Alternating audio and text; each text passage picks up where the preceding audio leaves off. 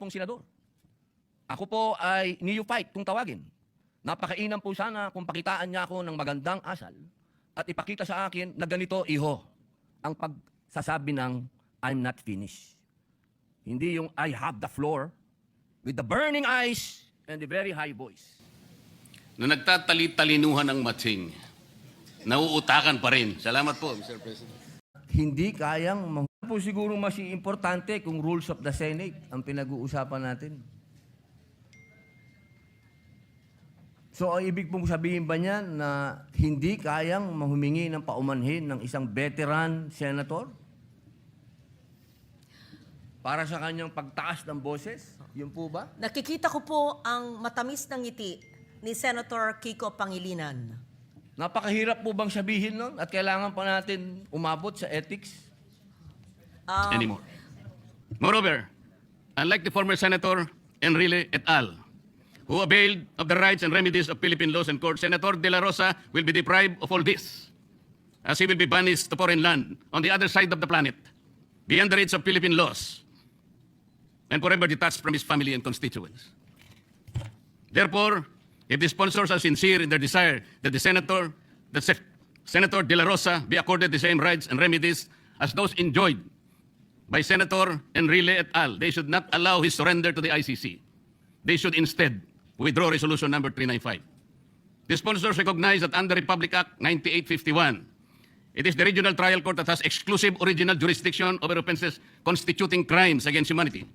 This statement of the sponsors reinforces the position of the majority that the ICC warrant of arrest should not be implemented against Senator De La Rosa, and he must remain under the Senate custodial protection under the ICC arrest until the ICC arrest is quashed by Philippine court.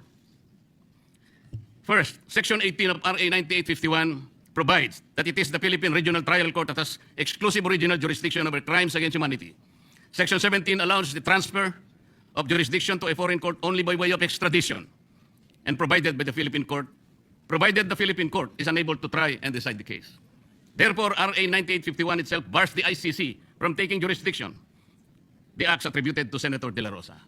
Kagaya po ng nasabi ko na kahapon, Mr. President, wala po tayong extradition treaty sa ICC. At wala na po tayong membership sa Rome Statute sapagkat nag-withdraw na po tayo. Sa makatwid, wala na pong treaty. Yun po ay nakasaad sa Article 17 ng 9851. Second, at the United Nations, the Philippine government, through the permanent representative, pronounced that the state policy under RA 9851, Philippine courts have the exclusive jurisdiction over crimes against humanity. It also declared that Philippine courts have the competence and capacity to try and decide these cases. Kung ganun po pala, this is the national policy already articulated even before the halls of the United Nations. Bakit pinipilit pa natin na iserve ang isang warrant of arrest na hindi na natin kinikilala ang jurisdiction ng lintik na ICC na yan? Hence, the Philippine state policy is to assert and exercise local jurisdiction rather than recognize foreign jurisdiction such as that of the ICC. Third, the Philippine government has assumed and exercised local jurisdiction under RA 9851 over the crimes arising from extrajudicial killings allegedly committed by Senator De La Rosa. Philippine local jurisdiction already set in when Senator De La Rosa was served a subpoena by the CIDG in connection with its investigation of said extrajudicial killings. Senator De La Rosa has stated that he is ready to respond to the subpoena. It is of no moment, Mr. President, that today the CIDG withdrew the subpoena. It is a legal ruse. It's a legal legerdemain. Ang akala nila kung withdraw nila yung subpoena, wini-withdraw na yung case. No, Mr. President.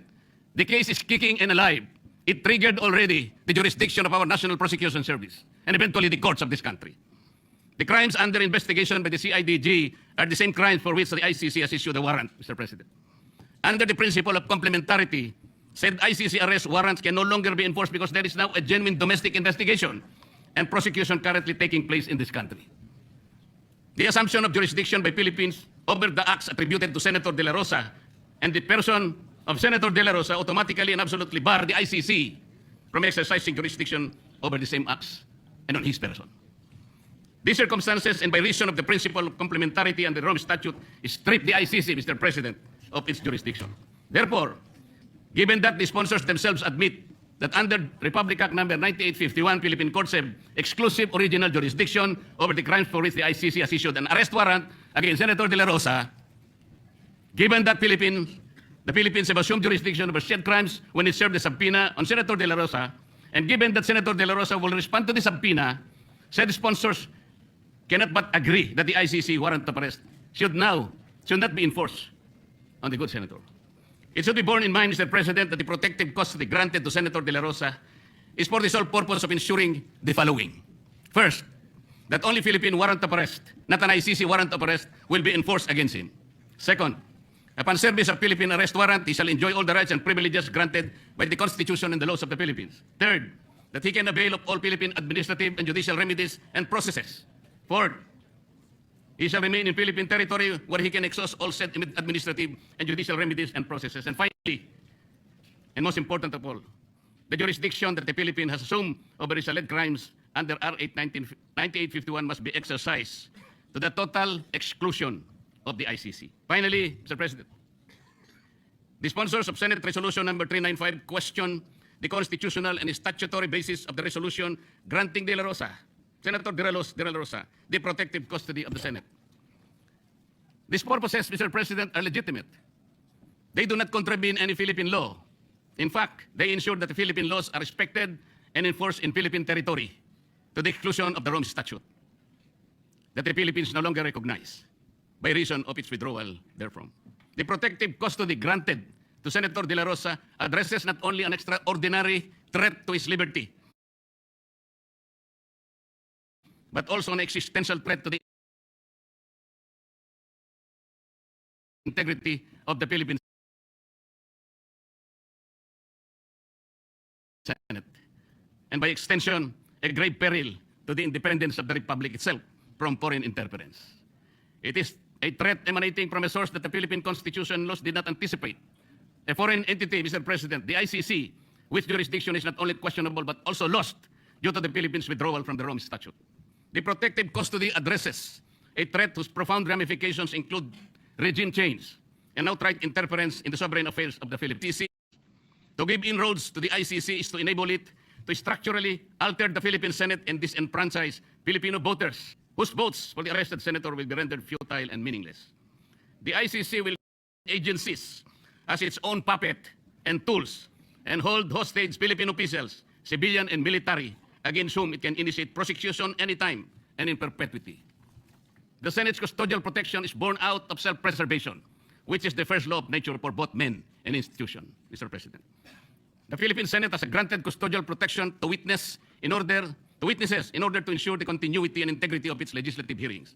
It is with more reason that it can and should grant custodial protection to its members to enable them to discharge their mandate unmolested by a foreign entity like the ICC and its local tentacles and subalterns.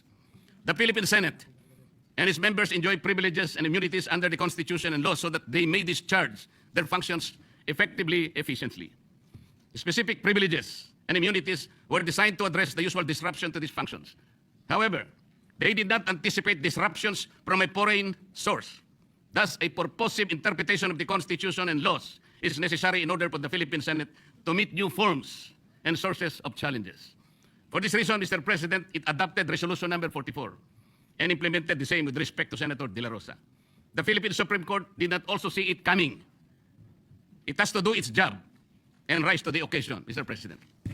In the end, the dignity and integrity of the person of Senator De La Rosa, as well as of any member of the Senate, including the sponsors, represent the dignity and integrity of the institution of the Philippine Senate vis-a-vis foreign interference. Resolution number 395 will weaken its dignity and in the process, destroy its integrity as an institution that stands as the last bastion of democracy. Dapat lamang na ibasura ang Resolution number 395. Maraming salamat po, Ginoong Pangulo. Speech delivered by Senator Marcoleta. Mr. President, I understand the resolution has yet to be referred. Yes. It has not been calendared. And we believe, after consulting with the authors, as well as our minority leader, with due respect, we disagree with a number of the points and arguments raised by Senator Marcoleta, but that we prefer that the resolution be referred to the Committee on Rules, wherein we can discuss and perhaps hear it, Mr. President. You're correct. We will follow the procedure. My understanding is his rising on a question of personal privilege is why he took offense with the resolution. And we share. Yeah, and not the merits or Yes. whether or not we're going to pass it or not or put it on the floor. Yes, and we're just sharing the sentiment Yes. of the authors that That's while in we order. object and do not agree with a number of the arguments raised by Senator Marcoleta, we would rather that the same be referred to the Committee on Rules where we can ventilate the issue further. Your manifestation is in you, order Mr. President. and at the proper time because it's not in our calendar of business. Yes, Mr. President. Mr. President, may I respectfully refer the personal and collective privilege of the good Senator Dante Marcoleta to the Committee on Rules, Mr. President. So move. Is there any objection? If not, it's referred to the Committee Yes. on Rules. Mr. Senator President, Padilla? I was about to, with the indulgence and with the approval of the body, as mentioned a while ago by our distinguished Senate President, the floor was, yesterday, Senator Robin Padilla has the floor, and he is seeking the floor, Mr. President. May I be allowed first, Mr. President, to, may I move that we acknowledge and recognize the good gentleman, Senator Robin Hood Padilla. Senator Padilla, you're recognized. Maraming salamat po, Ginoong Pangulo, at sa ating pinunong mayorya. Mga mahal kong kasama, mga kagalang-galang kong kasama, at mga karespeto kong mga kasama, meron po akong naiwang usapin kahapon sa ating sesyon. Tungkol po ito sa asal o decorum ng isa sa ating kasamahan. Kaya naman, muli po akong humingi ng pagkakataon na makapagsalita ukol dito upang ipaalala at bigyang diin ang ating mga alituntunin dito sa Senado. Naniniwala po ako na mahalagang mapanatili natin ang respeto, paggalang at kaayusan sa bawat pagdinig at talakayan. Ayon po sa ating rules, ang sabi po dyan, Section 93, Rule number 34, Unparliamentary Acts and Language. Ang sabi po dyan, acts and language which offend a senator or any public institution shall be deemed unparliamentary. Sa wikang Pilipino, ang mga kilos at pananalitang nakakasama ng loob sa isang senador o alinmang pampublikong institusyon ay itinuturing na hindi naaayon sa kagandahang asal ng parlamentaryo. Malinaw po na sa tuntunin na ito ng Senado na anumang kilos at pananalitang nakakasama ng loob sa isang senador o sa alinmang pagpampublikong institusyon ay hindi katanggap-tanggap. Bilang sanggunian, ipapakita ko po sa inyo ang isang video ni Senador Kiko Pangilinan kung saan makikita ang isang mainit na palitan sa pagitan niya at ng isa pang nating senador at ngayon ay Senate President bilang halimbawa ng kontekstong aking tinutukoy. Pwede mo ba sabihin sa anak mo, anak, pag mali sila, gumawa ka na rin ng mali. Anak, okay lang mang bastos kasi mas bastos sila eh. Anak, okay lang magbully kasi mas bully sila. Ako hindi ko sasabihin yon. Ako sasabihin ko, At di yun ang sinasabi. hindi, yun ang sinasabi mo, Mr. President, and I'm No, not yet Mr. finished. President, Kasi of you course said, tama We beg si to Tariela. disagree, Mr. Mr. President, I'm not yet finished. No? Yeah, we beg to So, Mr. President, this is the question. The resolution, Ayun po, nakita po natin na napakagandang halimbawa na ilang beses pong gustong magsalita ni Senator Kiko Pangilinan na hindi dumaan sa tamang procedure na hindi binanggit ang Mr. President. Pumapasok po siya sa usapan, ngunit naging magalang ang Senator Alan Peter Cayetano sa mabuting pananalita, sinabi po niyang, I'm not finished. Kahapon po, nakita po natin ang pangbubulyaw ng ating kasama. Ang sabi po nila, tayo daw po ay balat sibuyas.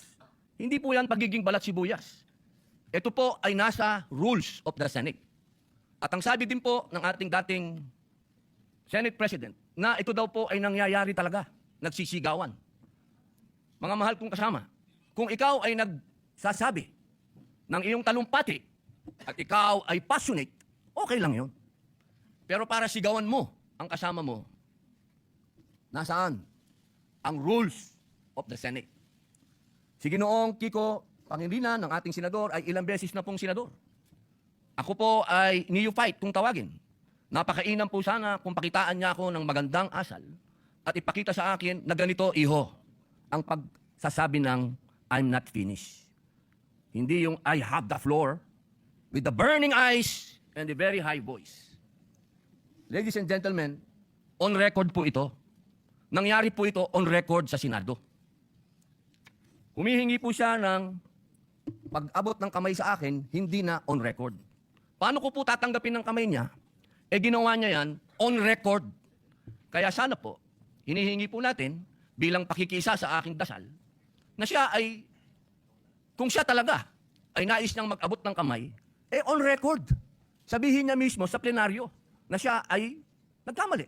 Katulad po ng ginawa ni Senator Lacson na tumayo kanina at nagsabing siya ay nagkamali. Hindi po ito usapin ng lalabas tayo sa media at sasabihin mong balat sibuyas ako. E di tapon na natin itong rules of the Senate. Tapon na natin to. Hindi pa natin pala susundin eh. Mga mahal kong kasama, ang sinasabi ko dito, tanggalin natin yan sa record dahil ayokong mababasa yan ng aking mga anak at apo na ang isang Muslim senator ay sinisigaw-sigawan dito sa plenaryo. Yun lamang po. Maraming salamat po sa binigay niyong pagkakataon. President, Mr. President, ang suggestion ko ay dahil napanood ko kagabi sa balita na nais pong magsampa ng ethics case laban sa atin na si Senator Robin Padilla. So ang suggestion ko, isampa niya yung ethics case at doon na po sa ethics committee natin pag-usapan ito dahil marami pang ibang mga mas importanteng bagay sa aking paniwala ang dapat nating talakayin. Maraming salamat po. For the record, Mr. President. Thank you very much, Senator Pangilinan. We recognize Senator Padilla once again.